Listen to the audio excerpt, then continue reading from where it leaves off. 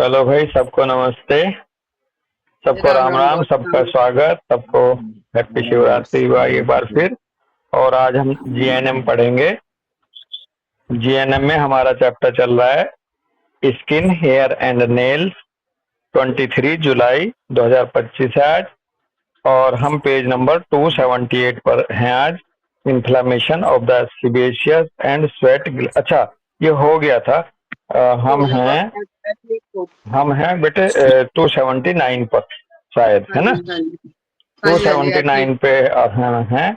और हमारा जो अपना एसबीएस चल रहा है, SBS of the skin dermis चल रहा है, जिसका ये हेडिंग है athlete, athletes foot nail fungus, bracket में कह रहे हैं टीनिया ओनी ओनिकोमाइकोसिस, ओनाइकोमाइकोसिस, डर्मेटोमाइकोसिस। नेल फंगस के दो तीन नाम दिए इन्होंने ब्रैकेट में। टीनिया भी कहते हैं, ओनाइकोमाइकोसिस भी कहते हैं, डर्मेटोमाइकोसिस भी कहते हैं। एसबीएस जो है इंटेंस और ब्रूटल सेपरेशन कॉन्फ्लिक्ट है इसमें भी। नहीं, लेकिन फिर बात वही आती है। डिस्फिगरमेंट तो बस भाई इसमें फिर डिस्फिगरमेंट। 276 वाला कह दिया अमित शर्मा। ये क्या कर रहे हैं? हाँ जी। मतलब इसमें कॉन्फ्लिक्ट फिर 276 पे ले गए कल की तरह, जबकि टॉपिक चल रहा है ये अपना स्किन डर्मिस का। और 276 पे जो कॉन्फ्लिक्ट है वो है इंटेंस ब्रूटल सेपरेशन का। तो बॉडी ये नहीं समझ ये में जो आ है रहा। नहीं, ये बस पेज डिफाइलमेंट नंबर गलत कॉन्फ्लिक्ट है। है। ये पेज हाँ नंबर ये गलत है पेज ना। नंबर गलत है। हाँ ये जी जी डिफाइलमेंट जी। कॉन्फ्लिक्ट है कि पैर चलो, पे जो आया। हाँ बिल्कुल। तो जो इसका जो कॉन्फ्लिक्ट होगा, डिफाइलमेंट कॉन्फ्लिक्ट होगा to feel injured, dirtied, defaced और अटैक्ड, वायलेशन हाँ ऑफ द जी, हाँ जी। इंटीग्रिटी। ये है इसका एसबीएस एग्जाम्पल। कह रहे हैं somebody's toenails turn blue because of a shoe that is too small is equal to real disfigurement। तो फिर ये जाएगा आगे बढ़ के the body strengthens the nail bed और nail so that the pressure can be withstood in the future. कोई बंदा है जिसका टो नेल नीला पड़ गया है क्योंकि उसका सूल बहुत छोटा है, तो ये एक रियल डिस्फिगरमेंट में चला गया है मितपाल भाई, जिसकी वजह से ये बॉडी इस नेल बेड को स्ट्रेंथन कर रही है ताकि फ्यूचर में उस प्रेशर को वो सह सके छोटे शूज के। Nail fungus develops in the healing phase. इसमें जो नेल फंगस डेवलप हुआ है वो हीलिंग फेज है, is equal to cell degradation from the nail bed. जो nail fungus develop in the healing phase, और वो फंगस आया है सेल डिग्रेडेशन के लिए। नेल बेड जो एक्स्ट्रा हो गई थी या ज्यादा बन गई थी उसको, कब? जब वो कॉन्फ्लिक्ट रिजोल्व हो जाएगा तो हीलिंग फेज में जाने के बाद फंगस आएगा उसको सेल को डिग्रेड करने के लिए यहाँ पर। तो जिसको इसका मतलब ये है कि जो हमारे पास फंगल पिक्चर आती है नाखूनों की या किसी भी नेल बेड की, तो इसका मतलब वो बंदा हीलिंग में है, वो वहां से टिश्यू को डिग्रेड करना चाह रही है बॉडी। नेक्स्ट एग्जांपल कह रहे हैं a young man who is very conscientious about cleanliness has to wear the same pair of socks for 3 days while he is on a train trip. एक young व्यक्ति, एक जवान व्यक्ति सफाई को लेकर के बहुत ही ज्यादा संजीदा है। जब उसे पहननी पड़ गई एक ही सेम पेयर ऑफ शॉक्स 3 दिन तक, जब वो ट्रेन ट्रिप पर था। He is repulsed by the smell of his sweaty feet and is embarrassed by this. वो बड़ा रिपल्स्ड था अब उस स्मेल से, जो उसके पैरों की पसीने की बदबू आ रही थी, उस स्मेल से बड़ा रिपल्सन था, और वो इसको लेकर के एम्बरेस भी हो गया। तो कह रहे हैं ये इससे गया वो डिफाइलमेंट कॉन्फ्लिक्ट में। Dermal cell proliferation in the healing phase.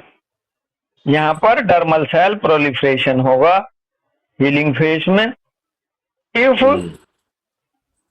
He has to wear a pair of socks for more than 1 day he gets on to a track. अब क्या हुआ कि अब यदि वो एक जोड़ी सॉक्स को एक दिन से ज्यादा अगर पहन लेता है तो वो ट्रैक उसका ट्रिगर हो जाता है, एक्टिवेट हो जाता है। He get on to track, on to a track. If he changes his socks every day there is no problem. और यदि उसकी शॉक पर डे बदलती रही तो वहां उसको कोई प्रॉब्लम नहीं होती।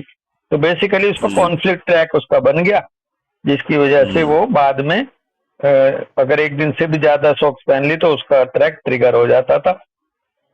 और dermal cell proliferation in healing phase. तो यहाँ बेसिकली डर्मल सेल प्रोलिफरेशन अगर हो रहा है तो उसकी स्किन हार्ड हो जाती होगी, थिक हो जाती होगी। बिल्कुल है जी? जी हाँ हाँ देखिए, हाँ। आप देखो ना हाँ जी। कितना सेंसिटिव पर्सन है कि स्मेल से ही डिफाइलमेंट कंफ्लिक्ट में चला जा रहा हाँ बहुत ही बिल्कुल। आगे कह रहे हैं a child learns from his parents that that here in public bath is something disgusting and that you should not step on it. है। The child steps on a bushel of hair is equal to defilement conflict. Bushel क्या है ये? Step on a bushel, BUSHEL। देखना भाइयों, जी बस देख रहे हैं। Bushel of hair.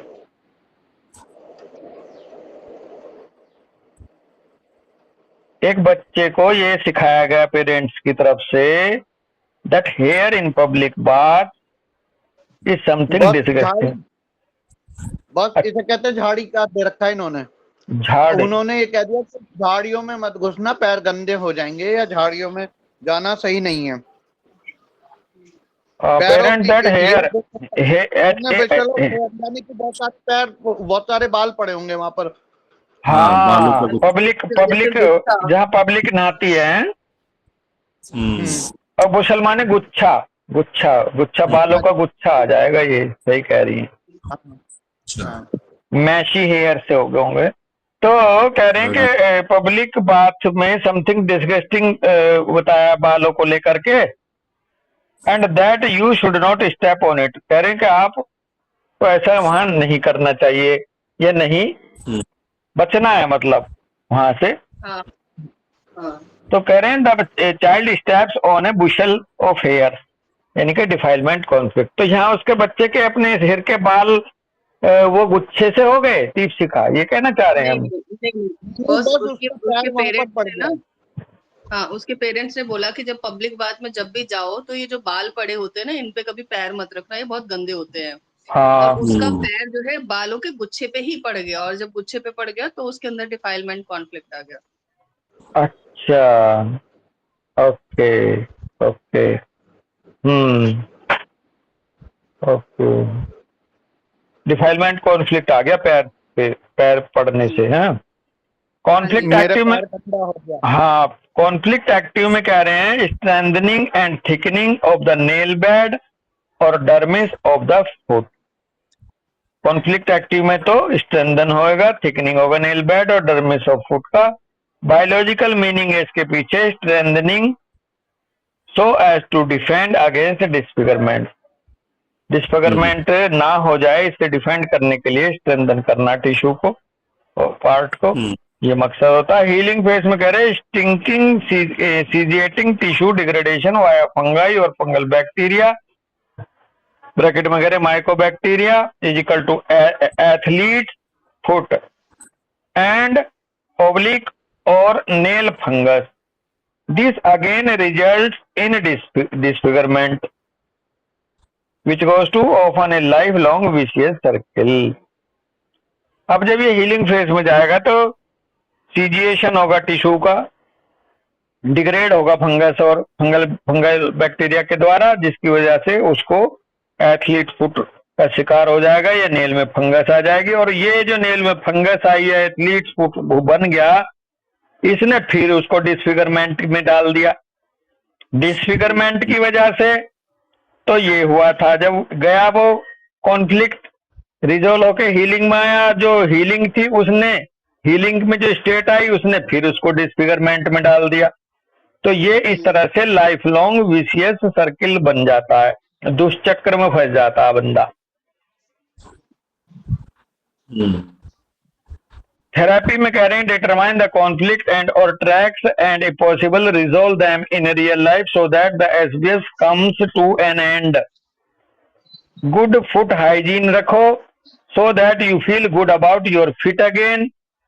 Ignore the athlete's foot break the vicious circle.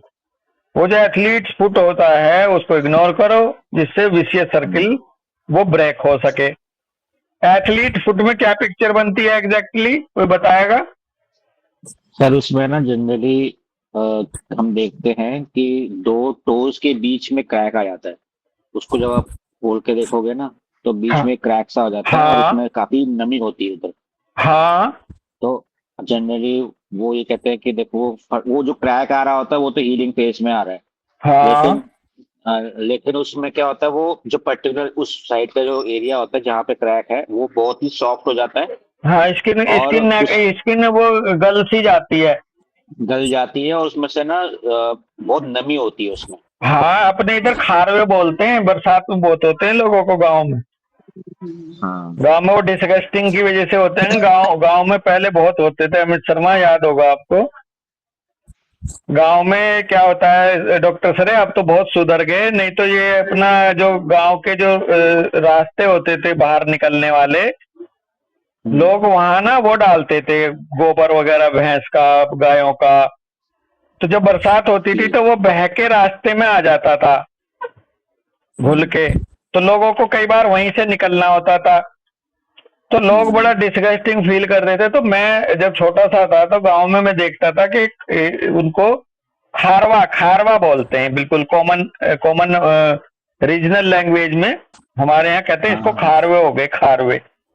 और ये कई बार ये पशुओं में भी हो जाते हैं, पशुओं में भी हो जाते हैं। खुरपका रोग बोलते हैं उसको, खुरपका। तो इसका मतलब उस पशु को भी वो भी हाइजीन को लेकर के वो गाय या वो भैंस या कोई वो पशु वो संजीदा होगा, इसका मतलब तो हो सकता है। पर सर पेट्स में तो मेरे ख्याल से जो एनिमल्स में फिगरेटिव ही होता होगा। फिगरेटिव भी हो सकता है, लेकिन भैया एनिमल्स भी बड़े अंदर से फील करने वाले होते हैं। कई बार देखते हैं कि उनके भी सिम्टम्स ऐसे मिलते हैं कि आप कहोगे साहब फिगरेटिव ना हो करके, लिटरल ना हो करके ये फिगरेटिव ही होगा।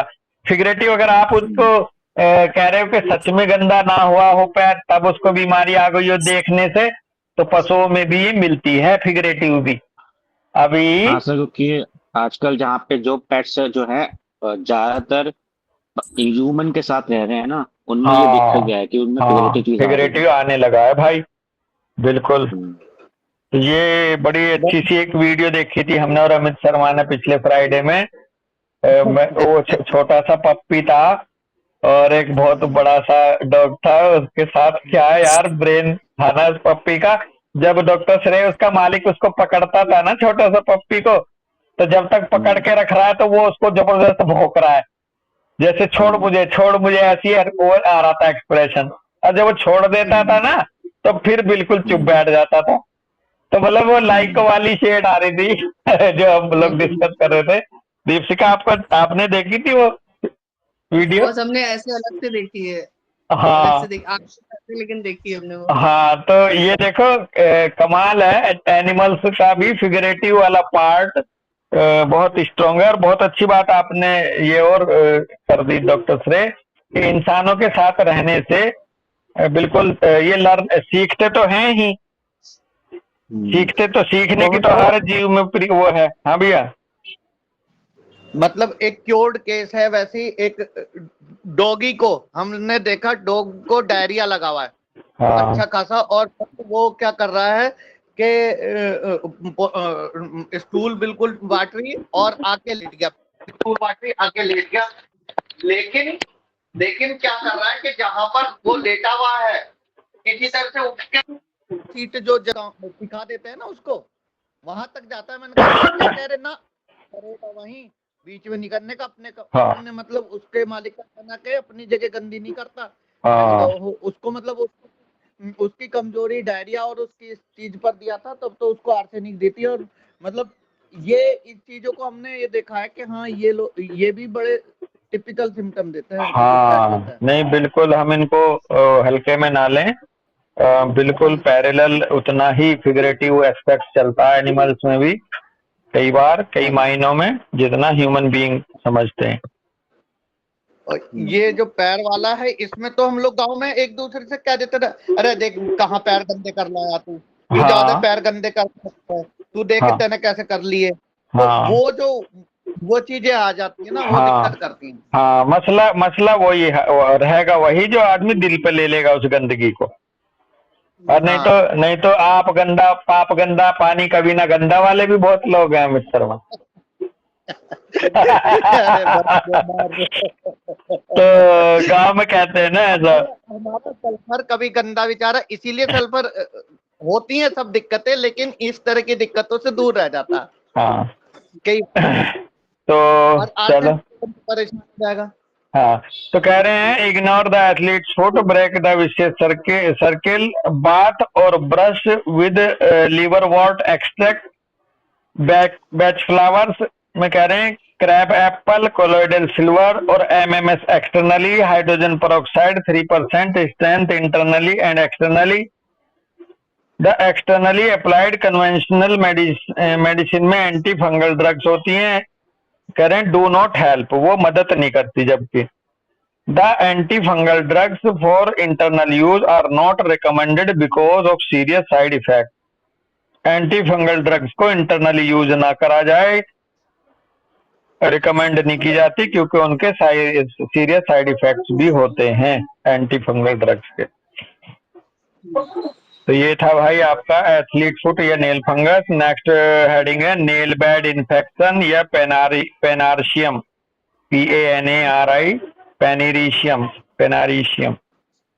ये रूप अपना पैरोनिकिया टाइप का शायद ये निकलेगा। और इसमें भी SBS जो है वही SBS of the skin dermis है, conflict defilement conflict, to feel injured, dirtied, defaced और अटैक्ड निकलेगा, वायलेशन ऑफ द इंटीग्रिटी से रिलेटेड होगा। हाँ अमित याद आ रही है आवाज? हेलो अमित, हेलो हाँ आप हेलो कह रहे थे ना। एग्जाम्पल दे रखा नेल बेड इन्फेक्शन में। पहला एग्जाम्पल है the 40-year-old right-handed woman has a mother who is constantly interfering in the rearing of her son। एक 42-year-old राइट-हैंडेड वुमेन है, उसकी एक माता है उनकी, जो लगातार इंटरफेयर करती रहती हैं उस in the rearing of her son. Rearing का क्या मतलब है? रियरिंग ऑफ हर सन पालना, जो अच्छा वो जो पालन पोषण को लेकर के, पालन पोषण को लेकर के उसको इंटरफेयर करती रहती थी। She does this in a very push way. She does this in a very pushy way. उसको वो बहुत ही ज्यादा पुश ये एक तरह पुश करना, वो वाला पुशी, डोमिनेशन वाला, हाँ पुशी वे में करती थी वो। One day they have a terrible argument because her mother again oversteps her boundaries। एक दिन बहुत ही भयंकर आर्गुमेंट हो गई, क्योंकि उस माँ ने अब हद का पार कर दी। The patient has the feeling that her mother is stepping on her toes. Patient ने ये महसूस करा कि उसकी माँ ने स्टेपिंग ऑन हर टोज, यानी कि एक तरह से उसके पैर को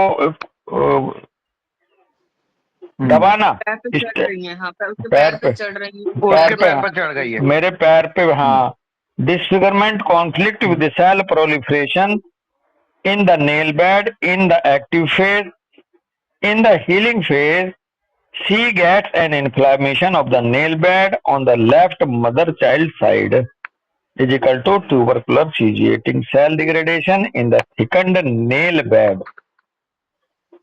इस तरह से डिफाइलमेंट कॉन्फ्लिक्ट के दौरान सेल प्रोलिफरेशन हो गया। जब उसका कॉन्फ्लिक्ट रिजोल्व हुआ तो वहां पर ट्यूबरकुलर सीजिएशन सेल डिग्रेडेशन शुरू हो गया थिकंड नेल बेड का। अमित भाई कई बार अब इसको हम ऐसे भी महसूस करेंगे कि कौन सी उंगली का नेल बेड थिक हो रहा है। कई बार हम देखते हैं हाथ की या पैर की कोई पर्टिकुलर खास उंगली का, सभी का ना हो करके किसी एक का पर, तो जो ऐसे बड़े सर हमें बता देते कि ये फिंगर इसका रोल प्ले करती है, दूसरी ये वाली फिंगर मिडिल बड़े भाई या ऐसा, तो उससे रिलेटेड हो सकता है फिर उसका कॉन्फ्लिक्ट, ये भी यहाँ गौर किया जा सकता है। पैर का अंगूठा ही इन्वॉल्व होगा अगर मदर चाइल्ड का, जैसे यहाँ पे हो रहा है लेफ्ट पैर का। हाँ हाँ, मतलब इसको ये इस तरह से भी बात समझी जा सकती है। अदरवाइज अगर सारा का सारा सभी टोज इन्वॉल्व हो रही हैं तो फिर वो सीरियस ऑफ या इंटेंसिटी ऑफ कॉन्फ्लिक्ट पे भी जा सकती है बात। मतलब अगर अगर ग्रेट टो है, अगर वो है तब तो हम कंफर्म समझ सकते हैं कि मदर ऑफ फैमिली। अगर मान लो पूरा का पूरा ही सारे टोज इन्वॉल्व हैं तो हम ये भी पूछ सकते हैं और भी एस्पेक्ट हो सकता है। हाँ, दूसरा एस्पेक्ट भी हो सकता है, बिल्कुल। फेस में हाँ जी भाई। बस इससे पहले जैसे अब हम इसी बात पे चल रहे थे, नेल बेड इन्फेक्शन को भैया लोगों ने जैसे बताया था कि भाई उससे पहले अभी तो हम लोगों के नेल का सबसे पहले पर्पस समझ लो। नेल का पर्पस हो गया उसके एक तो प्रोटेक्शन का, उसके नीचे जो नाजुक नर्व हैं उनको चोट ना लग जाए। तो इसका मतलब अगर मेरे को कहीं इंजरी की या कुछ इस तरह की दिक्कतें, कोई कॉन्फ्लिक्ट चला तो नेल अफेक्टेड हो सकते हैं। दूसरा उसका काम है अटैक करने का। जानवरों के नेल या ये किस तरह के होते हैं, वो अटैकिंग के लिए होते हैं। तो अगर मैं कहीं अटैक कर पाया या नहीं कर पाया, या मैं किसी चीज को ग्रैब नहीं कर पाया तो हमारा नेल अफेक्टेड हो जाएगा। और या फिर ये जो आप बता रहे हो ये जो है एक एस्थेटिक भी होता है कई लेडीज में, फीमेल्स में उनके नखून उनकी सुंदरता को भी दिखाते हैं ना। तो कई बार ऐसा होता है कि सुंदर नहीं तब भी डिफाइलमेंट कॉन्फ्लिक्ट वाला आ रहा है। अब ये हमें ये देखना पड़ेगा इंडिविजुअल टू इंडिविजुअल। उसमें यहाँ पर ये है कि मैं अपने इस अधिकार क्षेत्र की रक्षा नहीं कर पा रही, यहाँ मेरे पैरों पर तुम खड़ी हो रही है जबरदस्ती। हाँ बिल्कुल, 3-4 भाव यहीं के यहीं मिल गए और सबसे अच्छा भाव मिला कि ये आपके सौंदर्यता को लेकर भी कॉन्फ्लिक्ट आ सकता है, हो सकती है। हाँ जी। तो फेस में करें हीलिंग फेस में purulent sequestrating cell degradation from the nail bed via fungi और फंगल बैक्टीरिया। थेरेपी में कह रहे हैं the conflict is resolved, accompany the healing, avoid recurrences, wear open-toed shoes and keep your feet cool. Compresses with vinegar, clay, healing earth, curd cheese से इस पे compress करो। Colloidal silver internally and externally, hydrogen peroxide 3% strength internally and externally. Tenderize white cabbage and wrap toes with it. Put socks over it. Sock, SOCKS, socks. Put socks over it. ये गोभी का भी बड़ा इस्तेमाल कर रहे हैं ये लोग। और हाइड्रोजन पेरोक्साइड तो इनकी यूनिवर्सल मैनेजमेंट है सफाई के GNM का। If necessary apply blistering ointment releasing of enclose पस बाय पियर्सिंग। अगर पस बन गई है तो उसको पियर्स करके इंसिजन करके उसको निकाल दो। ये था आपका नेल बेड इन्फेक्शन का। एक और सर करेंगे। इसमें एक डाउट ये था कि जी भाई सर इसमें बस ये पूछना था कि जो हीलिंग फेस में फंगस में दिख रहा है, फंगल इन्फेक्शन दिख रहा है और ये दोनों में दिख रहा है, तो मैं को ये पूछना था कि सर इसमें अगर जहाँ जहाँ डिफाइलमेंट होगा वहाँ फंगस आता है या उसमें बैक्टीरिया भी आ सकता है डिफाइलमेंट में? इसमें फंगल और फंगल बैक्टीरिया वैसे दोनों बता रखे हैं दोस्त, फंगाई और फंगल बैक्टीरिया। और सबसे अच्छी बात यहाँ आपकी ये निकल के आएगी कि ये टिश्यू एंडोडर्मल लेयर से बना हुआ है, बिल्कुल बेसिक ब्रेन से। तो ये बिल्कुल बेस में जाकर के अटैक कर रहा है, क्योंकि फंगल इन्फेक्शन या फंगाई जो है वो सबसे प्रिमिटिव डिफेंस है बॉडी का और सबसे एडवांस है वायरस। तो इस तरह से ये देखो कि बंदे का फंगाई या फंगल बैक्टीरिया अगर वहां सफाई कर्मचारी के तौर पर आया हुआ है तो वो उसका सबसे डीप लेयर कहिए तो एंडोडर्मल लेयर से रिलेटेड ये कॉन्फ्लिक्ट आ रखा है।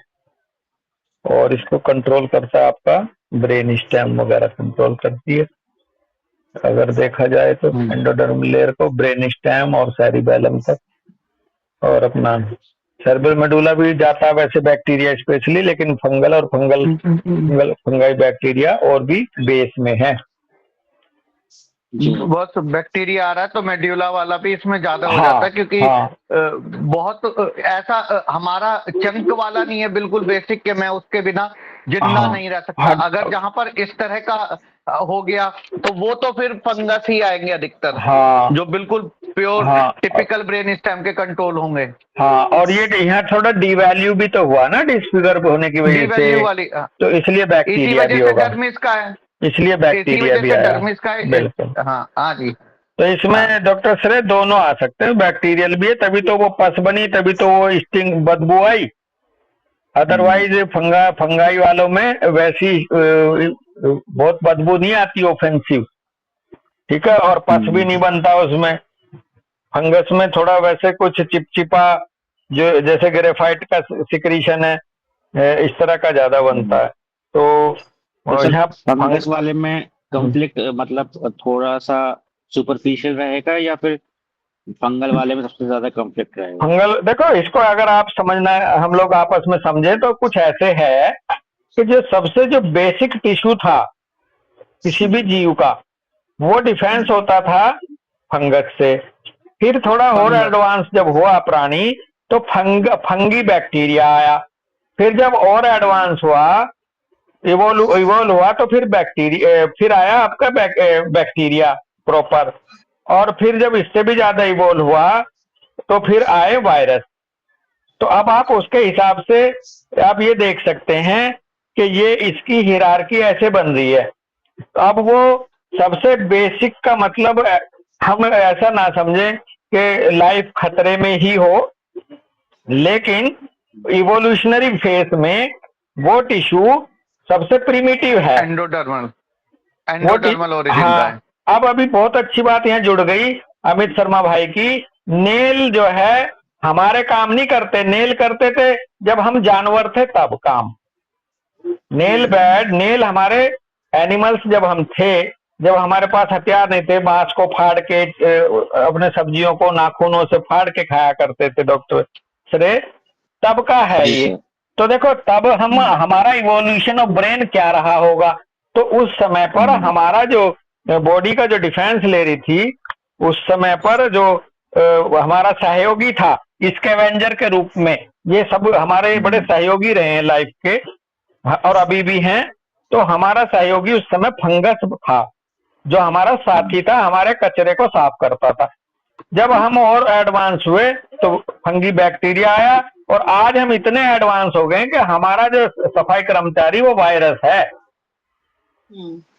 लेकिन चूंकि हमारे अंदर वो सारे टिश्यू आज भी हैं, तो जो जिस चीज को लेकर के सेंसिटिव हो गया हमारा टिश्यू, उसी तरह का ऑर्गेनिज्म मदद के लिए आ जाता। अब हम मल्टीपल वो हो गए एक तरह से डिफेंस वाले।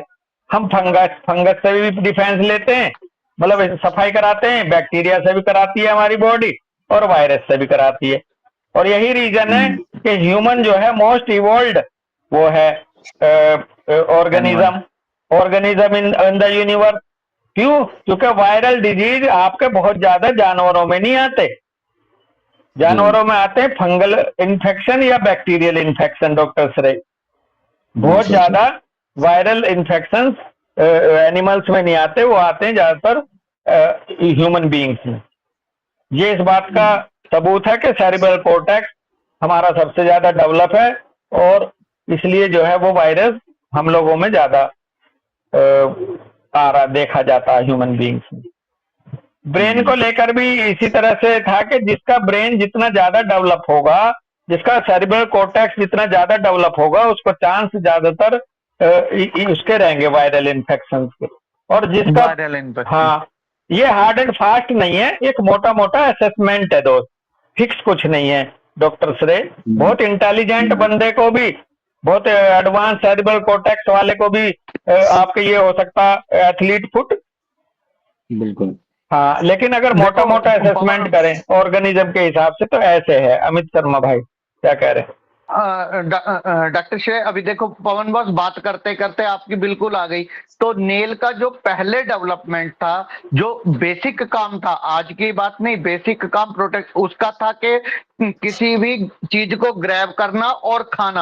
हाँ। जब मेरे जो जितने कार्निवोरस होते हैं, जितने कार्निवोरस थे, वो अपने नखूनों से ही सारी चीजों को फाड़ा करते थे और उन्हीं चीजों फिर वो उसे खाते थे। तो हाँ। वहां से भी जुड़ गई कि बेसिक, बिल्कुल बेसिक ब्रेन से अगर नखून नहीं होंगे, नखून झड़ जाएंगे, तो वो अपने शिकार को कैसे फाड़ सकेगा, कैसे पकड़ सकेगा। चंक आ गया वहाँ, चंक कॉन्फ्लिक्ट वहां से भी आ गया। हाँ, वहां आ गया उसके साथ चंक का मसला जुड़ जाएगा, है ना। हाँ। तो इसलिए फंगस है, इसलिए ब्रेन स्टेम है और इसीलिए फंगस भी है। हाँ, ठीक है ना भाई। अब हम इवॉल्व होते जा रहे हैं, तो अब हम नखूनों पे लगाते थे कि हाँ ये तो सुंदरता के लिए है। हाँ, हमने अब दूसरा रूप ले लिया इसका, और वो भी बहुत ज्यादा प्रोमिनेंट नहीं है, वो जनरली फीमेल्स वगैरह में और उसमें भी बहुत हायर सोसाइटीज में है। नहीं तो अभी भी हम नेचुरल ट्रैक पे जी रहे हैं ज्यादातर। तो डॉक्टर श्रेय हो गया, और कोई बात है? नहीं सर, बस हो। ओके, तो चलो खैर फिर यहीं रुक लेते हैं दोस्त। जी सर। हाँ, सबको नमस्ते भाई, सबको राम राम, नमस्ते सबको भाई, हैप्पी शिवरात्रि। राम राम, बिल्कुल, राम राम।